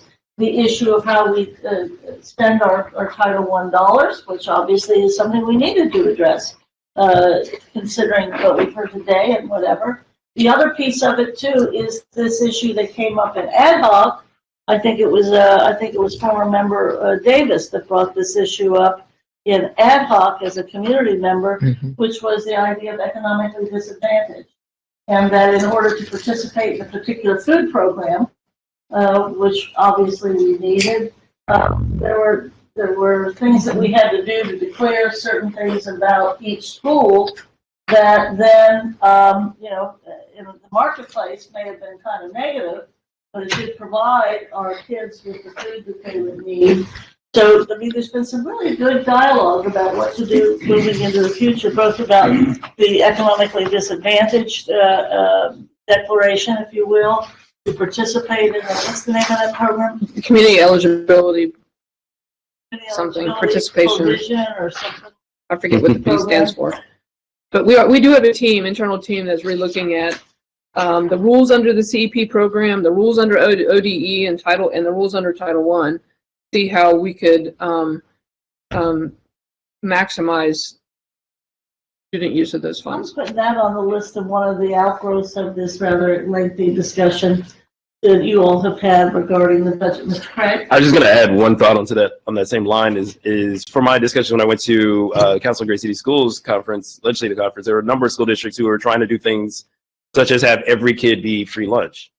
And when you did that then affected how they allocated Title I funds. Exactly. So it had like all these unintended consequences that were, for something that was really beneficial to every student in the school. So no student had to go in and say, here's my lunch money.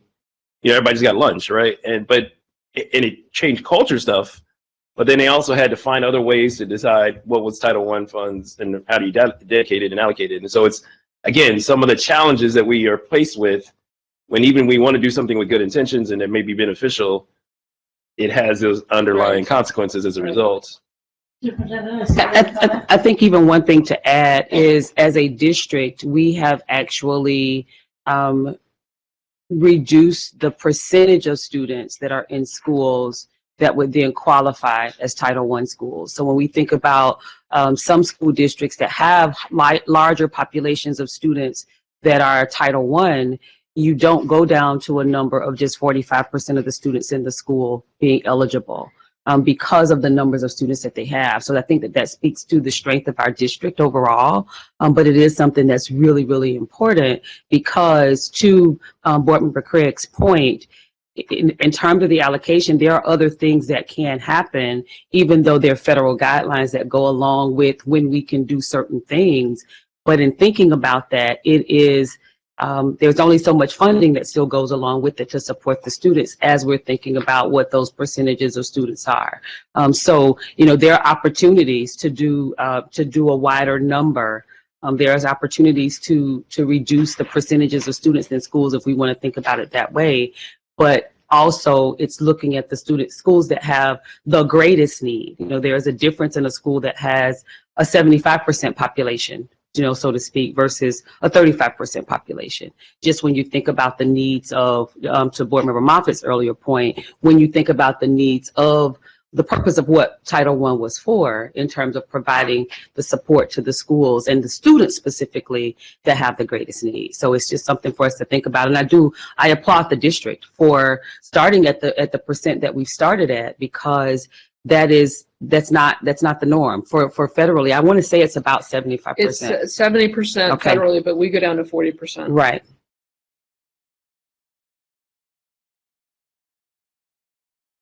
Okay, cool. I'm good. Title I. I know she's nervous. I just think there are things to unpack and unravel that are transformed. Not necessarily something brand new. It's things that we can review and I won't say reverse, but you know, go in a different direction. The next one is what was shared first, I think, with the board by the superintendent back in our work session some many Saturdays ago, and that was the high school transformation, and that has evolved through the sharing with the board and also through some reactions from our collective bargaining groups, particularly in this instance anyway, CFT and CAS. But it's also this transformation high school is impacting and will be impacting both CFOP and also AFSCME based upon some of the other positions. And indeed, I know that there's been some, what shall we say, some more dialogue about the 3 administrative type positions, or was it community and culture, and the graduation specialist and the attendance specialist. That's all been, as I understand it, in part resolved among unions and among the superintendent. Is that correct? Yes, we actually met with, because this was specifically with CFT, and so we met with President Sellers, and currently there is a team that is working on the alignment for those particular roles. The questions around, is it just for the positions? It's really about giving the support to the schools to provide the necessary support in those areas. So we are, in terms of the social workers, identifying that as a support for attendance specifically, and then what that looks like. We've also talked about the opportunity for just the overall description for what that looks like. So we've had that discussion. In terms of the counselors, that would be one of the areas as well that we've discussed, and they would absorb that additional focus on career and technical education as well. I saw that in one of the questions. So that's been a conversation that we've also had as well. Well, I noticed in the slide too that these things are spread over at least those initial 3 different kinds of positions that are high schools. In part, they're spread over 3 different years, possibly. But what if they were front-loaded all 3? Don't we want to front-load that if we are able to do that? So the positions themselves were requested for next school year. Correct. So that we are able to do the foundational work to start with beginning next year. And then the phased approach, as we think about 24-25, would be our next layer of the work that's coming out of ad hoc in terms of making recommendations around schools, what we're looking at in terms of programming, conversations that we've had specifically around things like 9th grade academies or middle school options, as we discussed, early college, and then augmenting our CTE programs. And then as we move into year 3, it's really taking a full implementation from the work that we've done in year 1, which we consider as this upcoming school year, and year 2, so that we're moving to a full, really focused redesign in terms of high school by that 3rd year. Questions? I just wanted to remind everybody about the supplement versus supplant rule, and that these positions have to act differently than the base counselor and the base school social worker in order to use title funds to fund them. And that's why we met. And that's why we met with President And so Sellers. that's perfectly acceptable. Those licensed people, but they have a specific job that is, Different than the formulaic people. that Yes. sounds good. I did want to. Yes, please. I did want to also just note that I think it's very important that, you know, as we talked with the public and as we came up with our goals and guardrails, you know, one of our guardrails was specifically around paying attention to attendance. And I think that is such a big issue in our yeah. This was a championed by our board committee chair. Yes. But I think it is so crucial because even in some of the conversations that, you know, I think all of us have with some of the folks who we know who are teachers and who are working in the district, part of the problem with getting students to get that learning loss made up is that we have such a high level of absenteeism, and it's not just at the high school level, which tells me that some of this is not just high school students roaming off to do whatever they're going to do, that this is about something in our community at times that won't be fixed by us as a district. You know, like we can't go over and make every parent bring the kids to school. We ain't got enough people to do that, and I don't think that's our goal in that sense of having those problems happen. But I think paying attention to it and having folks being able to address it and really do it in a collective way, in a collaborative way, is a really big step towards that, because I think that is part of why we still look at numbers that are so far below where at times where they were even before COVID, because our absentee rate also is still tracking up higher than it was pre-COVID. And I think, and thank you, Board Member Craig, because one of the reasons, that was one of the reasons that we started with high schools, but recognizing that it is a greater challenge. When we looked at the numbers, some of our greatest areas and deficits are in the high school space. So if we use this as a kind of pilot baseline kind of conversation so that we're able to collect data and really determine, you know, if this particular level of intensive follow-up is really having the responses that we're looking for it to have. But it's something that we have to address across the board. And another reason that we really have to make sure that we have our transportation issues fixed moving into next year as well. So we are front-loading those positions, so that's good. And then we're adding the work that's happening elsewhere within the board. I do have some concerns. I know that part of the issue too is the community folks and the assistant folks. And I know I'm using the wrong title, but also the career tech and then also the attendance folks that I know, at least I believe this to be true among the discussion of the board, is that there's concern about not having those folks be at particular schools or those folks not having caseload. And I know that we've been working on the community piece since the spring of last year. Community liaison, yes, coordinators, thank you. And the assistant community coordinators. And those, that's been discussed since last spring, but I think there's some confusion still on the board and some need for discussion, certainly about the attendance folks and then also the career folks. So that, if we can talk about that a little bit more, we need Now. Yeah. Now, so based on the feedback provided by the board at the last board meeting, we were given follow-up to really work with making sure that we maintain the attendance clerks. So that's what we move forward with. We talked to President Sellers about the follow-up and then following up with CFOP as well. Actually, we shared the same with CFOP in that we do want to make sure that that role is it's the right position for what they actually do. Because one of the issues is it's all clerical and it was put in at the first level. And so it becomes entry. And so it's been difficult to keep individuals in the positions because it is an entry level position. And they are highly trained because they also become really good at PowerSchool, which is our system that we use for student information. So I think that So on one end, I think that part is taken care of. Where in terms of the school coordinators and assistant school community coordinators, based on the feedback that was given from us from the board from last time, at least at the school-based level, we moved forward with that action because there was support from the board on us removing those positions. So the next steps to that would be, at least in the school community coordinator position, there are 4 positions that we are looking at. They have to be aligned with what they're actually doing. And so we're working with that school and that principal so that we can make that in terms of, programmatic recommendations in terms of the central office budget instead of it being a school-based allocation.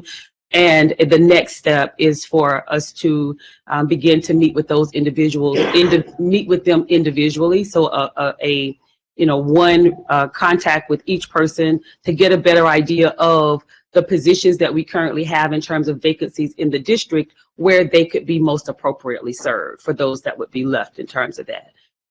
In terms of the assistant school community coordinators, we're not able to move forward with that yet because we at least know that at the school-based level, we don't have those positions, but there are about 4 or 5 of those positions that currently sit at the district level. And so if the positions at the school-based level are going away, and we still have those positions somewhere in the district, then it goes into seniority rules. So we have to wait until now that we're able to begin to look at the district budget, we really have to determine what happens with those roles, because if there are any of them that are left, then it goes to seniority, and then the others we work with looking to get them in an appropriate position in the district. So that takes care of the coordinators, but that's still in flux. And the career tech was the other one. Those were actually school community coordinators.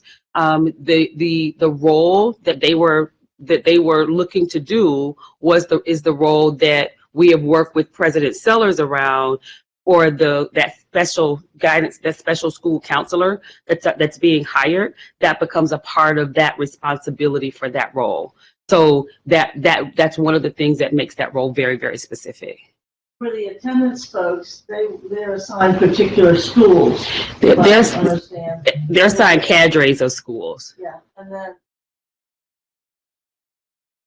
then in order to keep them in that position? I'm saying that we just need to discuss it to make sure that the position that they're in terms of what it is that they're doing is the most appropriate position for them. So it doesn't look like as soon as they're trained, they go to the next level. Correct. Yeah. Because that's what's happening right now.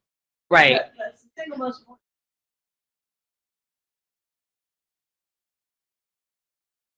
Right. And these folks actually. So that's why in our conversation, and we talked about this with President Fanny as well, but that's the next step of that conversation, just to make sure that that particular role is the right role for them.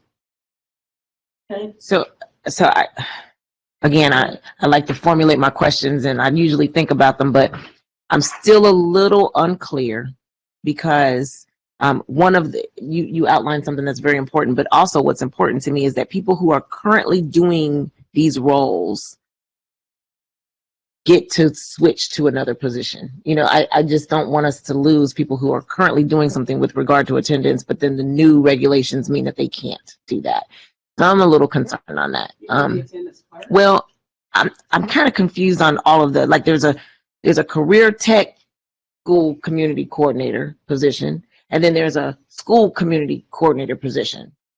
So I'm hearing that the career tech community coordinator position was just created last year or recently, but that's being eliminated.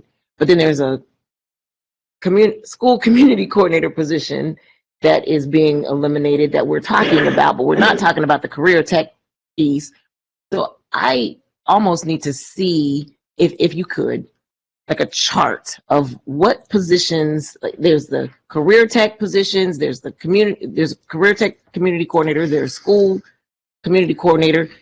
The career tech piece seems like it's being significantly decreased, it's significantly impacted, but I don't know where those positions go. I don't understand. Again, back to transparency, authenticity, and communication. if it's lacking to me, and I just found out last week that our career tech school community coordinator positions are being eliminated, and schools are trying to figure out where to put those people, because I don't know. I don't want to. But then there's the assistant community coordinator position. So if I could just see some sort of chart of what is moving to where, the number of people impacted, and even like the number of people that are going to go to the new positions, because is there an issue of credentialing? Like even for some of these positions, they can't, if they've been doing a position, they can't even move to the new position because they need credentials. I just really am confused, and I don't think that this chart is helping me understand, and I'm not exactly sure if it's helping helping everyone fully understand what's happening and where it's impacting. So I think I can address just a part of that, but it might be best in terms of how we got here historically, if our treasurer and maybe Board Member Bolton can talk about that particular part of it, because as Board Member Bolton shared, this conversation actually started apparently last school year. Sure. I think what you're raising is the reason that it's so problematic, right? Because for the district, all of those positions, well, there are two types: school community coordinator and assistant school community coordinator. And career tech. But the career tech is a school community coordinator that's called a career tech. So we have positions that people call different things, but their actual job title for the district is school community coordinator. Okay. And so in terms of thinking about that, one of the challenges just across so to give some background on how we got to this space, when we did the initial conversation with the positions that we were recommending, it was really about the work that was happening. Mm-hmm. And so the role for graduation specialist was a role at that point that would absorb the work that was happening with the career coordinator, as well as give a specific individual to focus just on cohort work with the students. So as a part of that thought process, those individuals that were currently in those roles would have been able to move into that role. Mm-hmm. When we determined that that was the role that we were not, and that started with our general counsel in conversation with Cass before it ever got to the point of being a concern. When we realized that that was not the direction that we could go, and that that role had to be a counselor role, then it does put those individuals in a separate situation because they're not certified to be counselors, and that position has to be certified. Mm-hmm. So where we are right now is we are still in the process, because we can give the list, and I think that I've provided it before, but I'll pull it up right now to share it. Mm-hmm. I have provided the list before. But the struggle is we don't clearly know what the individuals do in the school buildings. All we know is that they are school coordinators and what the positions were originally meant to be. And then over the course of the years, that they morphed into something very, very different and very individualized at school buildings. So when the team, prior to me coming, contacted schools and said, what does that person do? And realized that there was duplication of services, because those positions really, what really probably should have happened is the positions probably should have moved sooner, but they were historical positions that had just been continued, because some of these positions have been in schools for years. Right. And so they just continue. So I think in the previous administration's role to try to begin to clean up some of that, it came to, these are the positions. There is overlap in what the positions are doing. We initially had these as a district for these two purposes. One of them was for the purpose of the athletic directors or like athletic coordinators that now are being done through ABC. So we still have those positions that are left, but this role was supposed to be for that. And then these other positions were resource coordinators that we now do through our lead agency. So we pay the lead agencies for the resource coordinators. And that's where some of those positions came from. And so that's kind of where we've gotten to where we are. So I don't know if Board Member Bolton or if Treasurer Wagner can share anything else. Well, terms of that. before you do, because in the best interest of time, I still am requesting Okay. maybe the chart that you're talking about with the number impacted of people. And it's not because I would like to just understand, because I just found out that like our career tech community coordinator positions, I would like to see it. So Sure. I got the historical perspective a little bit. I was able to get that before. I don't need that again. And I do agree that there were people in positions doing things that probably have definitely transcended beyond what the description was. But I am just wondering for clarity if there is, what the impact is with regard to the budget. I would, as we approach the end of where we are today, I would, as we approach, there's a couple of slides, or a few slides that are attendance, which is helping in terms of justifying some of the work that needs to be done at the high schools. And then also, there's additional kinds of questions throughout. But right now, for the community and the assistant community coordinators, and also the career tech folks, and also the attendance folks and what have you. I know that, what was it, 3 years ago, we did, what was the name of that gentleman from Columbus or Lombard, or did a position description? Romberg did a salary analysis. Okay, and at least there might be something there. I don't know if there was a rudimentary, but it sounds like it's almost like a civil service position description that is needed with some of these to figure out, because the community coordinator piece, in part, the initial presentation was where you already have a resource coordinator. Do you really need a community coordinator? And the reality is the community coordinator was doing something that was probably wholly different than the resource coordinator. In some cases, So, yes. in some cases. It was all Some- over the it board. made sense. So where there was redundancy,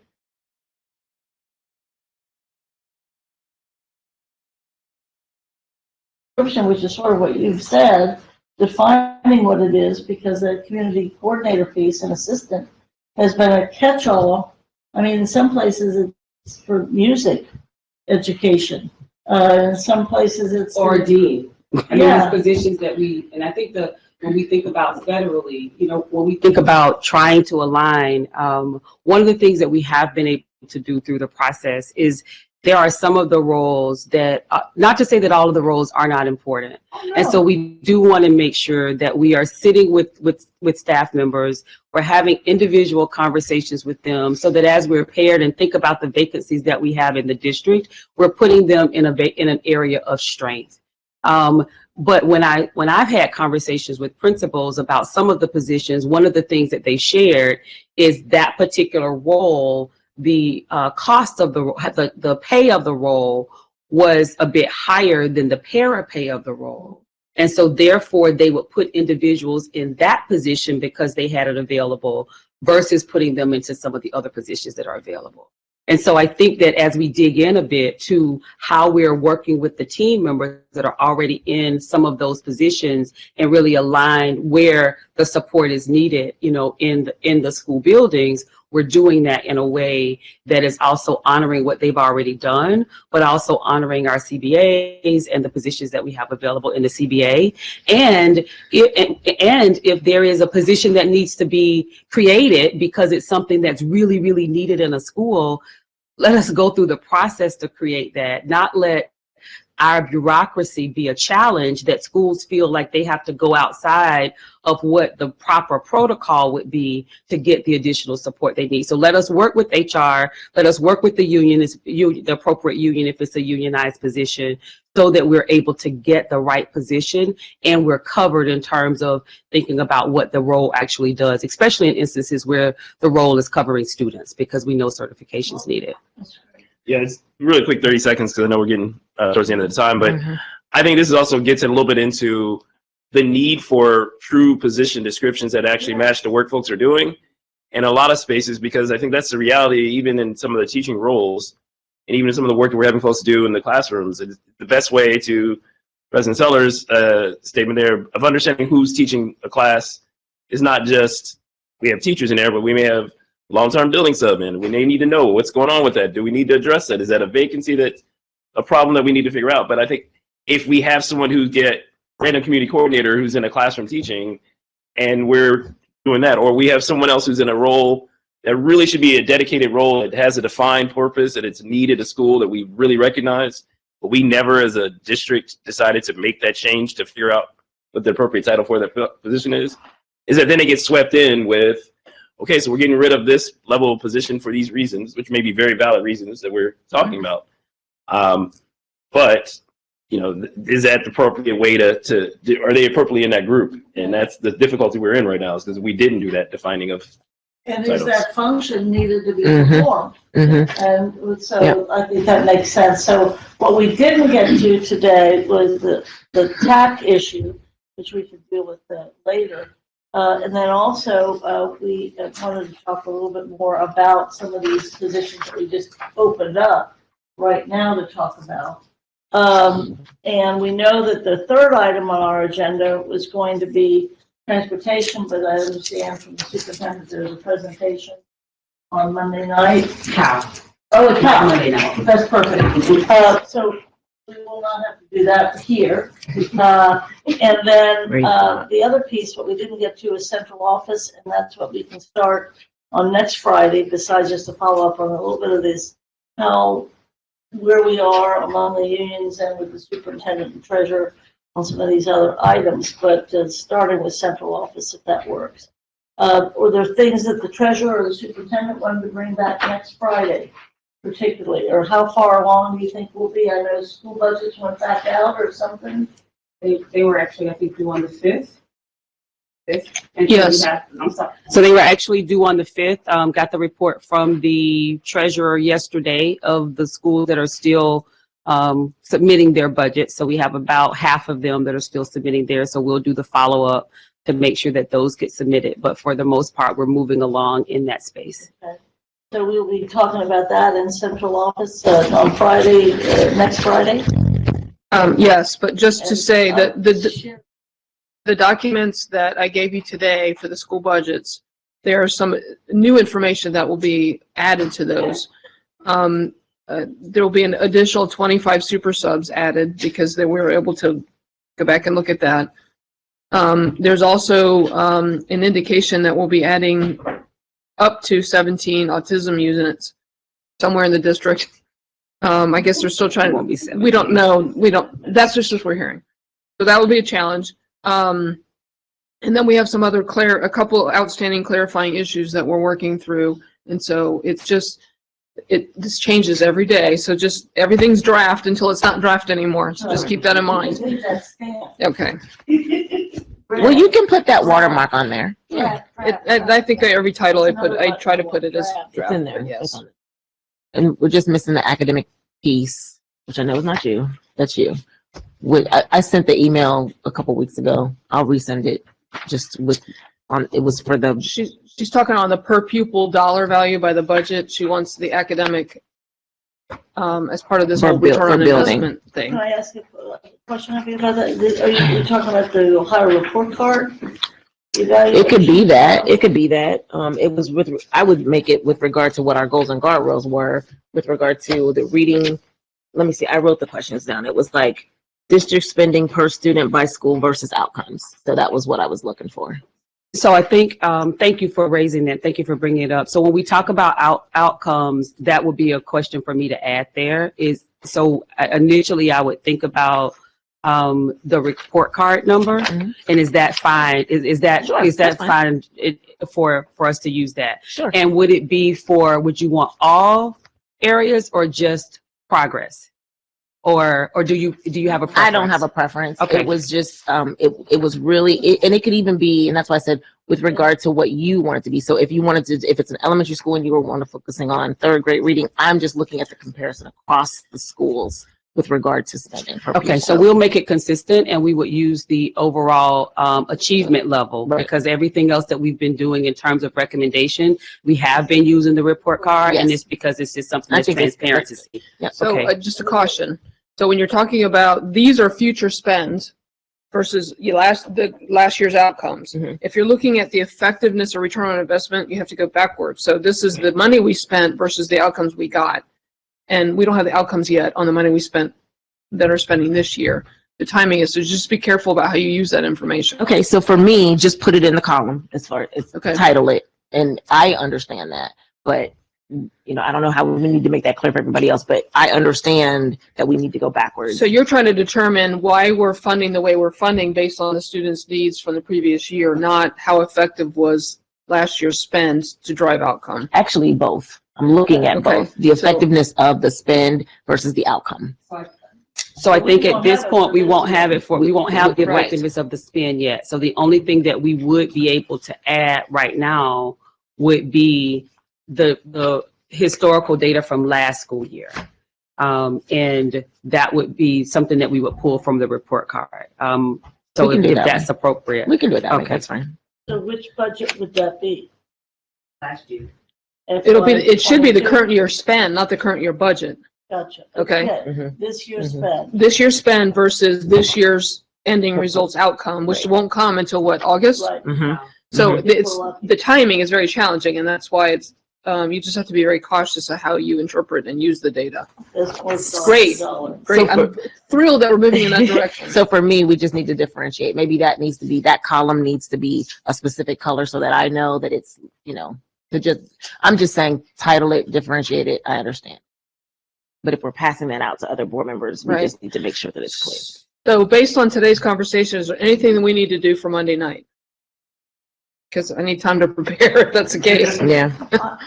My understanding is you don't know what Monday night is. It's out there, but I don't think there's just. Okay, It's okay. No, this is a special meeting to Okay. change the narrative as to where we were on March 20th. And I think we just did, and we've seen what you all have been doing while we've been either break or in pause.